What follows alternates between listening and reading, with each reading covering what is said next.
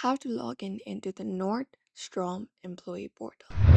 If you'd like to access the Nordstrom Employee Portal, you can follow up these steps. So you can head over and navigate to their dedicated login page for employees. So we have this one right here, which is nordstrom.servicenow.com. Head over and look out for that option, and it will take you to the login page.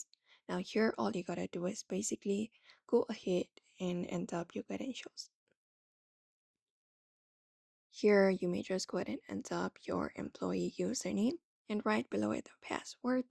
After doing so, you will be finding an option called sign in. You can just go ahead and tap on it, and that will do it. You will, after successful authentication, you will be directed to the Nordstrom Employee Portal where you can access various resources and tools. So that is it. If you're a former employer, we have this former employee portal as well. You can go ahead and access that. Just go ahead and enter up your credentials, and after successful authentication, you will be directed towards the portal where you can access the resources as a former employee. So if you'd also like to go ahead and log in into the Nordstrom Employee Portal, you can follow up these simple steps in order to do so. So I hope this video was helpful. Give it a thumbs up and subscribe for more tips and tutorials.